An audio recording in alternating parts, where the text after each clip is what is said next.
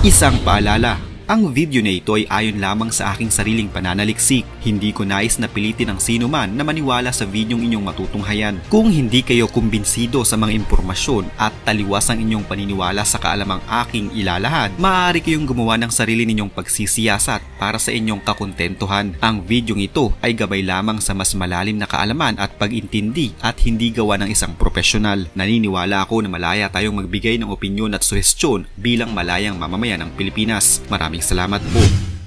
Sa video na ito na inilabas ng Al-Qassam Brigade na armed wing ng grupong Hamas noong 20 ng Oktubre, makikita ang pag-alalay nila sa dalawang Amerikanong hostage na kanilang pinalaya at pinasundo sa Red Cross. Kinilala ang mga pinakawalang hostage na mula sa Chicago sa bansang Estados Unidos na sina Judith Tyranan, 59 anyos at ang kanyang 17 anyos na anak na si Natalie Shoshana Ranan. Ayon sa Hamas, pinalaya sila dahil sa humanitarian reasons. Bumisita umanong mag-ina sa Israel para sa isang Jewish celebration ng dukutin sila ng grupo ng Hamas sa kibbutz Nahal Oz. Dinala ang mag-ina sa isang military base kung saan naghihintay sa kanila ang kanilang pamilya. Sila ang mga pinakaunang hostage na pinalaya ng grupong Hamas mula nang lumusob ang mga ito sa Israel noong 7 ng Oktubre. Nagbigay man ng pag-asa ang ginawang pagpapalaya sa mag-ina sa pamilya at kaanak ng mga naiwan pang hostage, hindi pa din maiaalis sa isipan ng mag-inang Amerikano ang bangungot na kanilang naranasan na hindi nila makakalimutang karanasan sa kanilang buhay. Hindi pa din nawawalan ng pag-asa ang pamilya ng mga naiwan pang hostage na isang araw ay makakauwi din ang kanilang mga mahal sa buhay gaya na lamang ng mag-inang Amerikano. Ayon sa mga otoridad sa Israel, tinatayang kalahati sa 220 bihag ng grupong Hamas ay may mga foreign passports mula sa 25 mga bansa. Ayon nito mismo sa Israel government noong Miyerkules. Kasama dito ang dalawang kababayan natin. Ayon pa sa karagdagang impormasyon, nasa 300 ng mahigit ang bilang ng mga banyagang namatay at nawawala mula nang magsimula ang sorpresang pag-atake ng Hamas sa Israel noong 7 ng Oktubre. Ayon sa mga otoridad, kasama sa mga bihag ay ang nasa 54 na mga Thai nationals, 15 Argentinians, 12 Germans, 12 Amerikano, 6 na French, 6 na Russian, 1 Sri Lankan, 1 Tanzanian, 1 Chinese at 2 Pilipino. Sa ngayon ay nangunguna ang bansang Thailand sa may pinakamaraming mga citizens na namatay na umabot na sa 2 dosena habang nasa mahigit pa sa 20 ang hindi pa din natatagpuan hanggang sa kasalukuyan. Ayon sa tala, ang bansang Thailand ang largest sources of migrant workers sa Israel na nasa 30,000 ang mga nagtatrabaho sa sektor ng agrikultura ayon sa datos ng kanilang gobyerno. Bukod sa Thailand, ilan pa sa mga bansang labis na nadamay ang kanilang mga mamamayan ay ang bansang Amerika na umabot na sa 34 ang namatay habang 5 pa ang nawawala. Ang Ukraine na nasa 25 na ang namatay at nasa 2 pa ang nawawala. Ang France na nasa 23 na ang kumpirmadong namatay habang may 1 pang nawawala. At ang Russia na nasa 23 na ang namamatay at nasa 4 naman ang nawawala hanggang sa ngayon. 5 Chinese na din ang namatay habang 1 ang nawawala at 5 Nepalese din ang namatay habang 5 pa rin ang nawawala. Sa kasalukuyan ay umabot na sa 4 ang bilang ng mga pinakawalang bihag ng grupong Hamas mula nang magsimula ang kaguluhan sa Israel. Isa sa mga ito ang nagbahagi ng kanyang karanasan kung paano silang kinuha at ang kanilang naging kalagayan habang nasa kamay ng mga militanteng grupo. May tuturing umunong impyerno ang kanyang naranasan sa kamay ng Hamas. Siya ay isang lola na nasa 85 taong gulang na at ayon sa kanya, naalala pa niya kung paano siyang pinilit na kinuha mula sa kanilang tahanan sa kibbutz. At sa pilitan umano siyang isinakay ng mga armadong lalaki sa isang motorsiklo tsaka dinala sa Gaza. Ayon pa sa kanya, habang dinadala umano siya sa Gaza ay nakaramdam na siya ng mga pang-aabusong pisikal mula sa mga armadong lalaki. Sa pilitan umano siyang pinalakad sa mamasamasang lupa sa isang underground tunnel. Sumalubong sa kanya ang grupo ng mga armadong tao na ang sabi sa kanya ay sila umano ay naniniwala sa Quran at hindi nila planong saktan ng kahit na sinumang bihag na kasama niya. Patungo pa lamang sa kuta ng mga armadong grupo ay nagtamo na ang matanda ng mga pasa at gasgas sa iba't ibang bahagi ng kanyang katawan. Ayon sa kanyang anak, ang tunnel na tinutukoy umano ng kanyang ina ay napakaraming mga pasikot-sikot at masikip.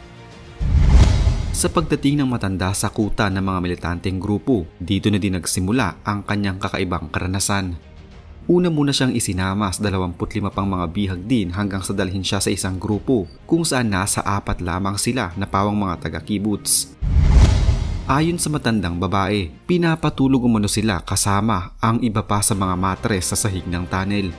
Pinapakain sila ng parehong pagkain na kinakain ng mga miyembro ng Hamas at nakakatanggap din ng regular na check-up mula sa mga doktor habang sila ay nasa loob ng mga tunnels. Siniguro umano ng grupo na malusog at ligtas ang kanilang mga bihag upang maiwasan ang pagkakaroon ng sakit. Ayon pa sa matanda, mababait umano sa kanilang mga tao sa loob ng tunnel at sinigurong magiging komportable ang bawat isa sa loob. Sinabihan din ng matanda ang Israel Defense Forces at Shin Bet Intelligence na huwag masyadong maging marahas ang gawing pag-atake sa Gaza. Ayon pa sa matanda, ang bakod umano na ginawa ng gobyerno ng Israel sa kanilang lugar ay hindi din naman nakatulong sa kanila na protektahan sila mula sa pag-atake ng Hamas. Si Yocheved Lifshitz, 85 taong gulang, ay pinakawalan noong Lunes kasama ang 79 na taong gulang na si Nurit Cooper. Mayroon pang 220 hostages sa kamay ng Hamas. Siya ang una sa 4 na pinakawalang hostage sa ngayon na nagsalita sa publiko. Habang nakaupo sa isang wheelchair, sinabi ni Lifshitz sa mga reporter na hinampas siya ng patpat na mga dumukot sa kanya habang dinala sa Gaza sakay ng motorsiklo. Doon sa Gaza naglakad daw sila ng ilang kilometro sa loob ng isang spiderweb nang mamasamasang mga tunnel sa ilalim ng lupa. Subalit pagpasok niya sa kuta ng Hamas ay nagbago ang lahat.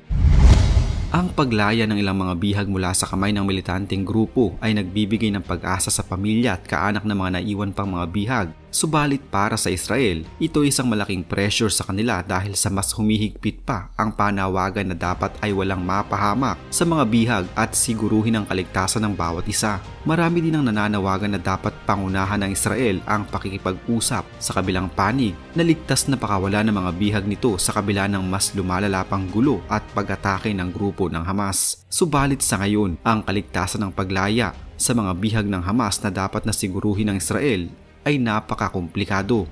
Una, nangako ang Israel na uubusin nila ang Hamas dahil sa ginawa nitong sorpresang pag-atake noong 7 ng Oktubre. Tinanggalan din ng Israel ang Gaza Strip mula sa supply ng kuryente, tubig, pagkain na siyang mga pangunahing pangailangan ng mga nasa Gaza. Naiipit ngayon ng Israel sa sitwasyon na dapat silang huwag maging padalos-dalos sa kanilang gagawing mga susunod na hakbang dahil sa kanilang pagkakamali ay maaaring buhay ng mga bihag ang mawala. Dagdag pa sa pressure sa ulo na ngayon ng Israel ang tila pag-init din ng ulo ng mga Arab nations na salungat sa ginagawang pag-atake ng Israel Defense Forces laban sa Gaza. Kung ano man ang magiging susunod na hakbang ng Israel ay wala sa atin ang nakakaalam dahil hindi din naman natin alam ang mga susunod pang mangyayari. Samantala, kinumpirma ng Department of Foreign Affairs o DFA ang pang-4 na Filipino na nasawi sa gulo sa pagitan ng Israel at militanteng Hamas. Sa post ni DFA Secretary Enrique Manalo sa kanyang Twitter, sinabi nito na ikinalulungkot niya na ipaalam sa lahat na nakatanggap sila ng kumpirmasyon mula sa gobyerno ng Israel na panibagong Pinoy ang casualty sa Israel. Hindi naman idinitalye ng kalihim ang pagkakakilanlan ng biktima dahil na rin sa kahilingan ng pamilya nito habang tiniyak naman niya sa pamilya ang tulong mula sa gobyerno. Sinabi naman ni DFA Undersecretary Eduardo De Vega na ang pang-4 ng biktima ay isang babaeng caregiver sa komunidad ng Southern Israel na siyang lubhang naapektuhan ng gyera. Ang biktima rin ang isa sa 3 Pilipino na iniulat na nawawala sa Israel. Subalit hindi naman nakumpirma kung ito'y binihag at pinatay ng militanteng Hamas. Kinumpirma naman ni De Vega na ang labi ng isa sa 4 na Pinoy na nasawi ay ibabalik na sa Pilipinas ng kanyang asawa ngayong Nobyembre, habang ang 2 pa ay maiuwi sa mga susunod na linggo. Sa ngayon ay wala pang ulat tungkol sa 2 pang Pinoy na nawawala. Isa umano sa mga ito ay may hawak na Israel passport at naturalized citizen doon. Maaaring ito rin umano ang dahilan kaya hindi nagbibigay ng impormasyon ng gobyerno ng Israel tungkol sa kanila. Isa na namang kwento ng pagbabalik tanaw sa kasaysayan ang naitampok natin ngayon. Huwag kalimutang i-like ang video ito at mag-iwan ng komento sa ibaba ng mga nais nyo pang malamang kwentong kasaysayan sa Pilipinas. Mag-subscribe na din para lagi kayong updated sa mga pinakabagong video dito sa Kasaysayan Pinoy. Magandang araw po at mabuhay ang bansang Pilipinas!